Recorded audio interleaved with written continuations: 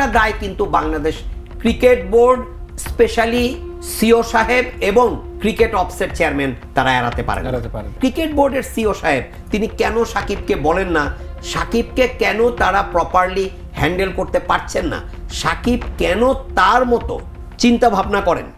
প্রথম ম্যাচে মোস্তাফিজ হয়তো অ্যাভেলেবল নাও হতে পারেন, এবং গাজী আশরাফ হোসেন লিপু মোস্তাফিজকে নিয়ে যে কথাগুলো বলেছেন তার মধ্যে দুবার আছে যে আমরা ধরে নিচ্ছি বা ধরে নিতে পারি বা মনে হচ্ছে মোস্তাফিজ প্রথম ম্যাচে অ্যাভেলেবলই হবেন না, অর্থাৎ 2 তারিখে তার দেশে ফেরার কথা।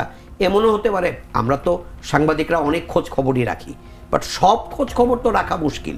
এখন মোস্তাফিজের ফ্লাইট শিডিউল কি, 2 তারিখে তিনি কখন পৌঁছবেন? দেখা গেল 2 তারিখে বাংলাদেশ সময় রাত 12টায় পৌঁছলেন। একজন লোক 2 তারিখে যখন 12টায় পৌঁছবেন, 12টা 1 মিনিট হলেই তখন কিন্তু অলরেডি 3 মে হয়ে যাবে। তিনি তো ওই রাত 12টায় তো আমাদের কোনো কানেক্টিং ফ্লাইট নাই, বাংলাদেশের কোনো ডোমেস্টিক ফ্লাইট রাত 12টার পরে নেই, 8টা 9টার পরেই নেই। তাহলে তার মানে কি তার পরের দিন ভোরবেলা যেতে হবে। তো 3 তারিখে সকালে গিয়ে ব্রেকফাস্টের টেবিলে দলের সাথে মিট করে 3 তারিখেই মাঠে নেমে পড়বেন বিকেলবেলা, এটা আসলে একটু বাড়াবাড়িই মনে হয়। কাজেই মোস্তাফিজেরটা বোঝা যায় যে তিনি যুক্তিযুক্ত কারণেই তাকে প্রথম ম্যাচে অ্যাভেলেবল করা হচ্ছে না। সাকিব 26 তারিখে, দ্যাট ইজ পরশু দিন তার বাংলাদেশে ফেরার কথা ফ্রম ইউএসএ। সাকিব কিন্তু একটা চাপা গুঞ্জন ছিল অনিমেষ যে সাকিব বোধহয় বাংলাদেশেই অবস্থান করছেন না, সাকিব যুক্তরাষ্ট্রে তার স্ত্রী সন্তানদের সঙ্গে। তো 26 তারিখে তিনি যদি ব্যাক করেন, আগামীকালকে শেখ জামালের খেলা আছে তার ক্লাব দল শেখ জামাল ধানমন্ডি ক্লাবের। সাকিব নিজে প্রস্তুত করার জন্যই আসলে 2টো ম্যাচ প্র্যাকটিস করে নিতে চান এবং নিজেকে T20 সিরিজের জন্য প্রস্তুত করতে চান। মানে আমাদের ব্যাপারটা হচ্ছে কি, আমরা যারা দর্শক, আমরা যারা ভক্ত, তারা চিন্তা করছি যে সাকিব কেন 26 তারিখে এসে 3 তারিখের ম্যাচটা খেলবেন না। সাকিবের নিজের তো একটা প্রস্তুতি দরকার। সাকিব আল হাসান 26 তারিখে ফিরেই তিনি মাঠে নেমে যাবেন, সাকিবের নিজের তো একটা প্রস্তুতি আছে। তখন যখন সাকিব আবার খারাপ খেলবে, এই আমরা মিডিয়া ম্যান এবং যারা দর্শক তারা আবার ট্রল করব, সাকিব এসে মাঠে নেমে নিজেকে প্রস্তুত না করে নেমেই একটা লেজে গোবরের অবস্থা। যে Shakib Al Hasan end of the day তার মতো চলছেন। অনিমেষ, আমি আপনার সঙ্গে টক শোতে কি বললাম, কি আলোচনা করলাম, দর্শক যারা তাদের প্রতি আমি পূর্ণ শ্রদ্ধা রেখে বলছি, তারা কে কি ভাবলেন। ইভেন যারা সাকিব ভক্ত আছেন, সাকিব ভাই বলে সারা দিন গলা শুকিয়ে ফেলছেন, সাকিব কি আসলে তাদের কথাও ভাবেন? সাকিব তার মতো চিন্তা করেন। সাকিব কেন 26 তারিখে আসবেন, কেন তিনি আরো আগে আসলেন না, কেন তিনি 25 তারিখের ম্যাচটা এবং 28 তারিখের ম্যাচ খেলে 29 তারিখ বিশ্রাম নিয়ে 30 তারিখ জাতীয় দলের সঙ্গে চট্টগ্রামে মিট করে 3 তারিখে ম্যাচ খেলবেন না, এটা আসলে সাকিবই ভালো বলতে পারবেন। তবে হ্যাঁ, একটা দায় কিন্তু Bangladesh cricket board, specially CEO সাহেব এবং ক্রিকেট অফসের চেয়ারম্যান তারা এড়াতে পারেন।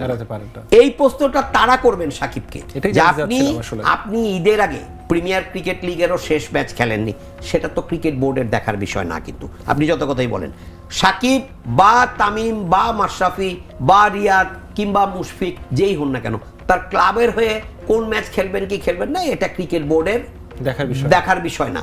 কিন্তু জাতীয় দলের হয়ে তাদের কমিটমেন্টটা থাকতে হবে, থাকা জরুরি, কারণ তারা পেইড প্লেয়ার বোর্ডের। সাকিব এখন অনেক টাকার মালিক, অনেক দিক থেকে তার অর্থের উৎস আসে, তার সুনাম সুখ্যাতি যশ প্রচার প্রসার ছড়িয়ে পড়েছে।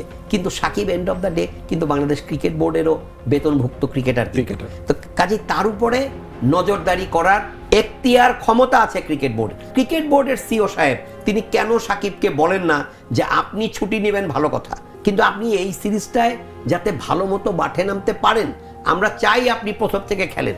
প্রথম থেকে খেলতে গেলে আপনার 2টো প্র্যাকটিস ম্যাচ যা করতে হয় আপনি নিজেকে প্রস্তুত করবেন। আপনি 25 তারিখের ম্যাচটা খেলেন, 28 তারিখের ম্যাচটা খেলেন, আপনি 23 তারিখের মধ্যে বাংলাদেশে চলে আসেন। সাকিব যদি আজকেও সকালের ফ্লাইটে ঢাকা চলে আসতে পারতেন, কালকে খেলতে পারতেন, কালকে খেলে আবার 2 দিন রেস্ট, 28 তারিখে খেলে 29 তারিখে বিশ্রাম নিয়ে 30 তারিখে চট্টগ্রামে দলের সাথে মিশে 2 দিন দলের সাথে প্র্যাকটিস করে 3 তারিখের ম্যাচ খেলতে পারতেন। এখন এইটা কেন হলো না, এটা আসলে সাকিব, ক্রিকেট বোর্ড এবং ক্রিকেট অফস যারা জাতীয় দলকে পরিচালনা করে, জাতীয় দলের পরিচর্যা এবং তত্ত্বাবধানের কাজ যাদের, তারা আসলে কি করেন, সাকিবকে কেন তারা প্রপারলি হ্যান্ডেল করতে পারছেন না, সাকিব কেন তার মতো চিন্তা ভাবনা করেন। আজকে যদি হতো যে সাকিব বাংলাদেশ জাতীয় দলে খেলেন না, তিনি জাতীয় দলের বেতনভুক্ত ক্রিকেটারও নন, তাহলে কিন্তু আমি এই কথাগুলো বলতে পারতাম না, এত জোর দিয়ে না। সাকিব কি করবেন কি করবেন না, as a cricketer, as a person Shakib, সেটা তার বিষয়। কিন্তু যখনই আপনি বাংলাদেশ জাতীয় দলের ক্রিকেটার এবং যখন আপনি বাংলাদেশ ক্রিকেট বোর্ডের কাছ থেকে প্রতি মাসে বেতনটা নিচ্ছেন, এমন না তো না যে সাকিব এই বেতনটা নেন না।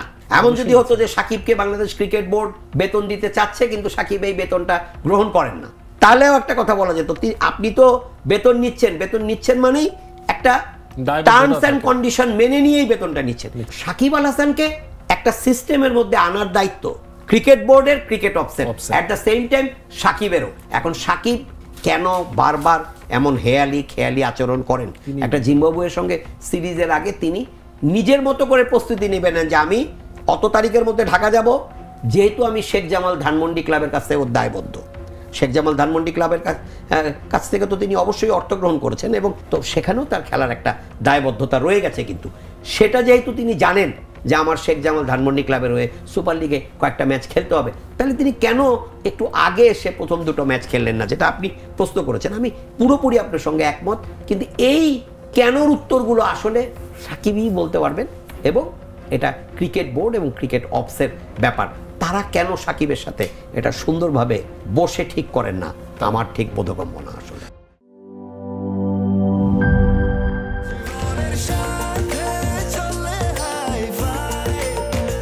স্বাস্থ্যকর অল টাইম ফ্যামিলি কেক, সব সময় অল টাইম হেলদি লাইফ।